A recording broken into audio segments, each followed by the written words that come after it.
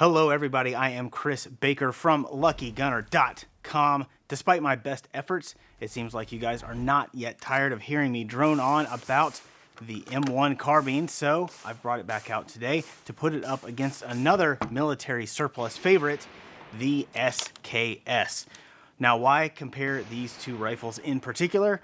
Well, mostly because I thought it would be fun, but they also have a lot of things in common. They're both semi-auto military carbines from the 1940s. They were both precursors to the modern assault rifle. They both served above and beyond the military roles they were originally designed for, and they both have a ton of fans among civilian shooters and collectors. That last part is what I want to focus on today. My goal is not to determine which of these rifles is better than the other. I'm going to compare what the M1 Carbine and the SKS have to offer for you and me. They are both still really fun and useful rifles, but in different ways. I have owned a few M1 Carbines and a few SKSs over the years. I currently own just an M1 Carbine. I will admit to being biased here. The M1 Carbine is probably my favorite long gun of all time, except on days when my favorite is the Marlin 1894. But I still like the SKS, and it definitely has some things going for it that the M1 Carbine does not, so I'll try to be as fair as possible. Let's start with some of the basics. The M1 Carbine has an 18-inch barrel and an overall length of about 35.5 inches. It weighs 5.9 pounds loaded with a 15-round detachable mag. It is chambered for the 30 carbine cartridge, which typically consists of a 110 grain bullet traveling at roughly 2,000 feet per second.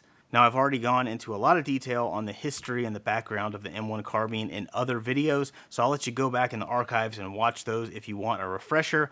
Basically, it is a World War II era American military carbine that was intended for non-frontline troops, but it ended up being used on the front lines anyway.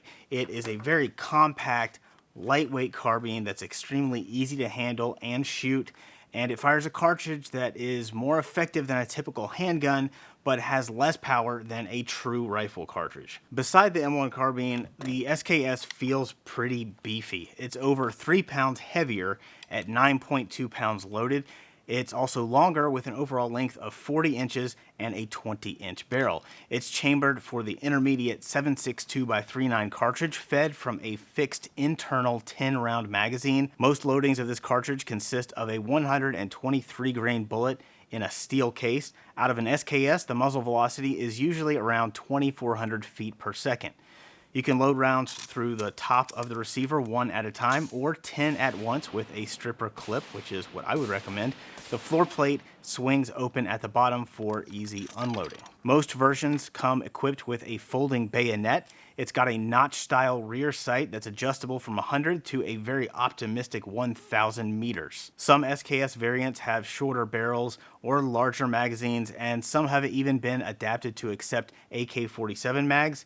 In the US, though, the vast majority of SKS rifles that you'll come across are in the standard military configuration similar to this one, unless they've been modified by the user. In terms of ballistics, size, features, and overall capability, the SKS kind of splits the difference between the M1 Carbine and the M1 Garand. If you told a team of Soviet engineers to come up with the cheapest way to combine the best features of those two American rifles, they would probably give you something a lot like the SKS. But that's not how it actually happened. The SKS was actually developed in the Soviet Union in the mid-1940s by the prolific weapons designer Sergei Simonov. During World War II, the Soviet military brass noticed the extended range that they could get out of their full-power rifle ammo was actually wasted because most of their fighting took place inside of 300 yards. So they developed the shorter 7.62x39 cartridge that would allow units to carry more ammo and overwhelm enemies with a higher volume of fire. At the end of the 1940s, the first SKS carbines utilizing this new cartridge were issued to Soviet troops. However, by that time, the Soviets were also testing early prototypes of the AK-47. So the SKS did not really have a very long service life in the Soviet Union as a primary infantry weapon. It was rendered obsolete by the AK-47 before it ever really got any traction. But the Soviets didn't let those brand new carbines go to waste. They wanted to make sure their communist allies around the world were not trying to liberate the proletariat with outdated weapons. So in the 50s and 60s, the Soviets were handing out SKSs like candy to left-wing armies and guerrilla fighters and insurgent forces all over Europe, Asia, and Africa. The Chinese army was especially fond of the SKS. With help from the Russians, they started producing their own variant called the Type 56 carbine. The Chinese ultimately made about 8 million of those, compared to less than 3 million SKSs produced by the Soviet Union. The SKS was also produced in other communist countries like Yugoslavia, Romania, and North Korea, as well as some commercial variants. Fast forward to the present day, AK pattern rifles have almost completely supplanted the SKS around the world for actual combat use. That has allowed millions of surplus SKS carbines to make their way into the US and Canadian civilian markets. Here, they are probably known first and foremost for being very affordable. Back in the 90s, you could pick one up for under $100, and not too long ago, the price was still only about $300. In today's market, the most affordable SKS variants are usually in the $400 to $500 range. That's still a lot more affordable than most semi-automatic centerfire rifles. The SKS I have here is Russian made. Like many of these surplus rifles, the stock looks a little rough, but overall it's in decent shape. It's mechanically sound. At the moment, it is basically in its original configuration, but that's almost become the exception rather than the rule. People love to modify and tinker with the SKS, and that is the first comparison I want to make between these two carbines. There are, of course, plenty of modified M1 carbines out there, but owners of these guns seem to be a little more reluctant to make any changes compared to the SKS. In certain circles of gun culture, there's kind of a reverence that surrounds American World War II era firearms. It's almost considered taboo to even consider modifying one of them. Obviously, I've done that, and if you saw my last video on the M1 Carbine, you know that I do not subscribe to those taboos. Now, I wouldn't be too quick to make permanent changes to a gun that has real collector value, real historical value, but otherwise, I believe guns were meant to be shot, and if you can do anything to make them shoot better or make them more enjoyable, then you should go for it. So I have replaced the wooden handguard on my M1 Carbine with an Ultimac Picatinny rail and a Swamp Fox Optics Justice red dot sight. The Ultimac rail is very well made. It holds zero if you install it properly, and it sits low enough that you can still get a good cheek weld on the stock. I've also got the Longapo Outfitters mag pouch on here on the buttstock, which I think is an improvement over the original GI mag pouches. Other than those two things, though, I have not really seen a whole lot of non-GI M1 Carbine accessories that really seemed worthwhile. Some of the commercial variants of the M1 Carbine have deviated from the original design a little bit, but as far as end-user modifications, the most common changes I've seen are usually limited to various types of optic mounts. Now, the aftermarket situation with the SKS is, I guess the polite way to say it would be, more robust. Maybe it's because the SKS is inexpensive, or maybe because they are communist rifles. For whatever reason, people tend to treat the SKS a little less like a precious military antique and more like a cheap platform to experiment with. There are a ton of parts and accessories for these rifles. You can choose from a wide variety of optic mounts, polymer pistol grip stocks, vertical foregrips, bolt-on muzzle devices, extended magazine kits, bipods, and much, much more. Unfortunately, most of those things are hot garbage. In recent years, the SKS, tricked out with cheap mods, has kind of become a running joke and the target of much online ridicule. Some of that might be well-deserved. Now, I don't have a problem with tinkering with an SKS in theory. I have seen a few SKS mods that were very well done, but most of them required some technical skill or an actual gunsmith. As a whole, the drop-in and bolt-on parts probably create more problems for shooters than they solve. In particular, the magazine mods tend to be really unreliable, and most of the optic mounts either don't hold zero or they position the optic where it's impossible to get proper eye relief or a cheek weld. We did read some good things about the red dot mount that's made by Bad Ace Tactical. Since the SKS factory iron sights do leave a whole lot to be desired, we decided to give that mount a try. Installation was easy. The mount fits in the existing slot for the rear sight assembly after you remove that. We mounted a Swamp Fox Liberator 2 red dot sight and took it out to the range. After a couple hundred rounds, it was still holding zero just fine, but I was getting quite a few failures to eject, about 1 in every 10 or 20 rounds fired. Judging by the dents and dings that appeared on the bottom of the rail, it looked like the shells were bouncing off the rail and back into the action. However, after we removed the rail and went back to the factory iron sight, we still had ejection problems. I had not fired this rifle much before we installed the optic, so I can't say for sure whether the rail was the real cause of the issues or if there's something else going on with this rifle. I couldn't find anyone else complaining about that particular problem with the Bad Ace Tactical rail online, so it might not be the cause. Either way, I wasn't really happy with the lack of cheek weld that I was getting with the optic mounted.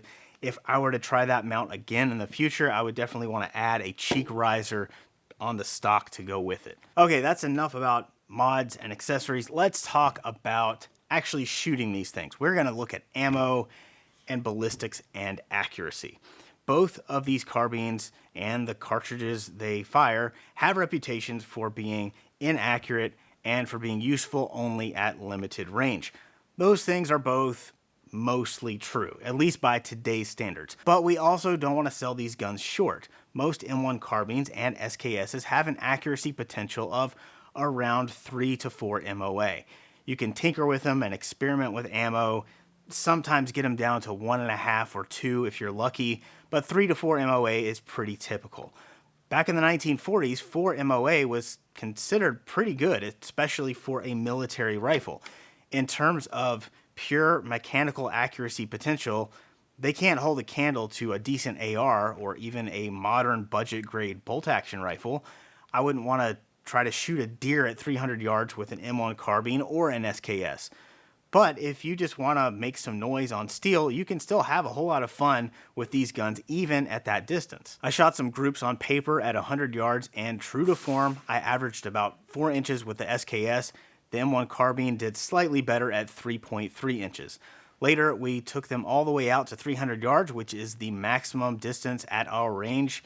That's not particularly far for most rifle cartridges, but both the 30 carbine and the 7.62x39 start to drop like a rock after about 200 yards. Using a 100 yard zero, 30 carbine should be hitting about 4 feet low at 300 yards.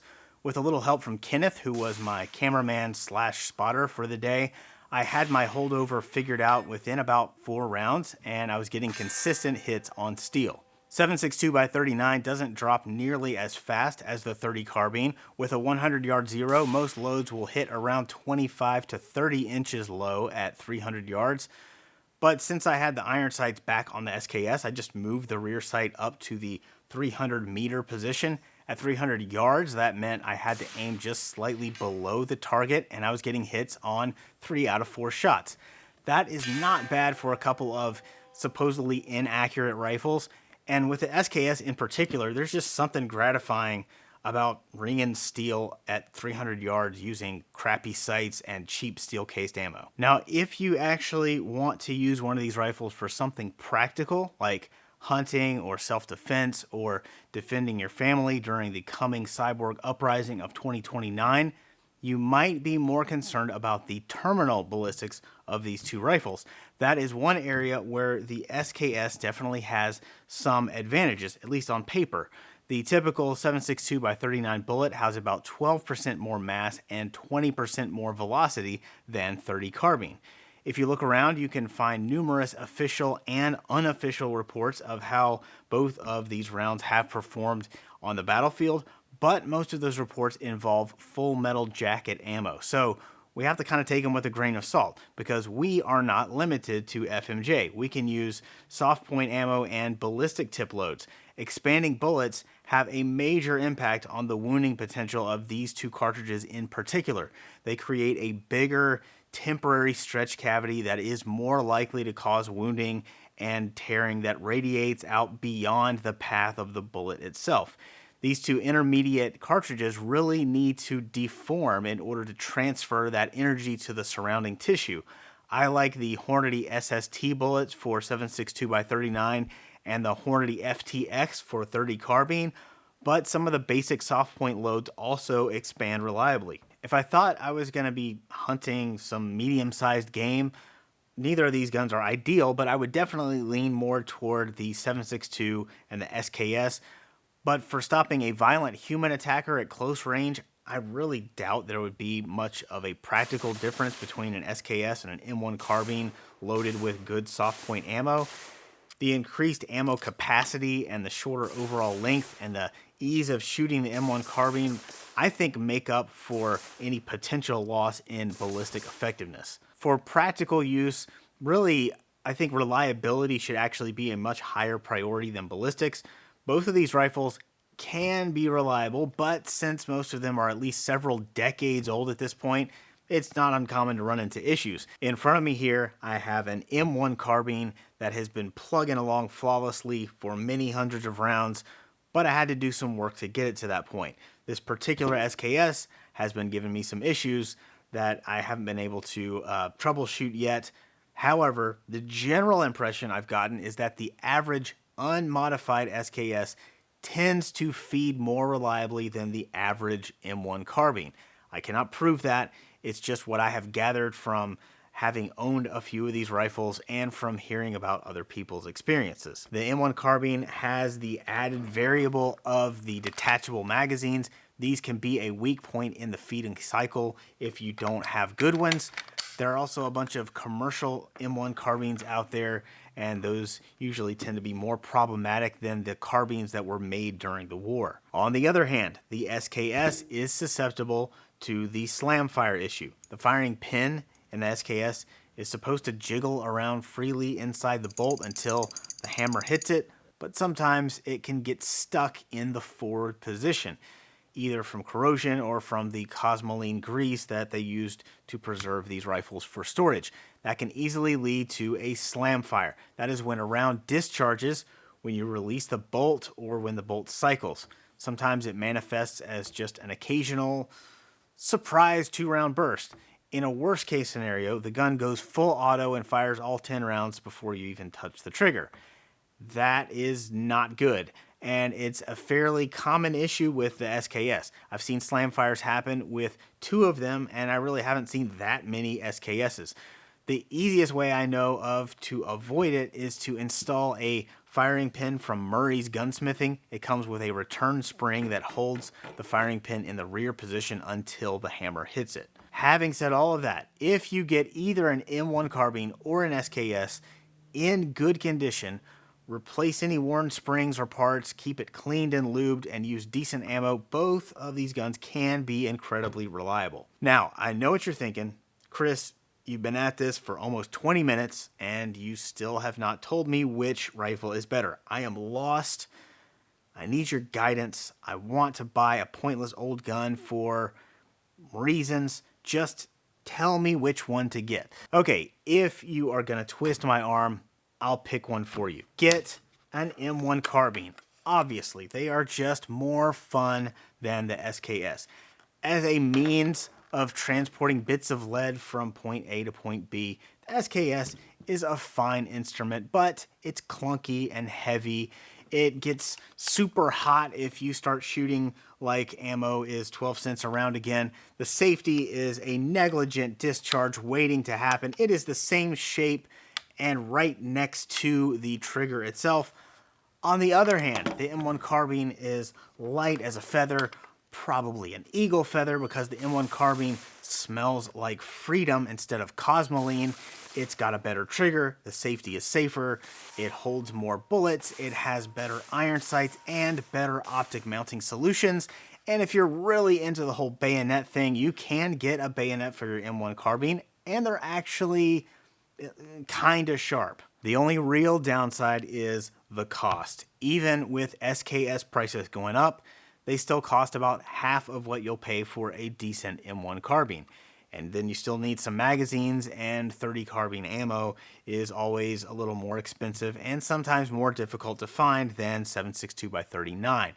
If your primary concern is home defense, or you're preparing for the Cylon invasion and you can afford an M1 carbine, you probably should not buy an M1 carbine. Buy an AR-15 if they're legal in your state. They're also really fun, but generally less of a headache to own. An M1 carbine can be your second rifle, and if you're still curious, an SKS can be your third rifle, and then you can sell it in a couple of years when they go up to $700.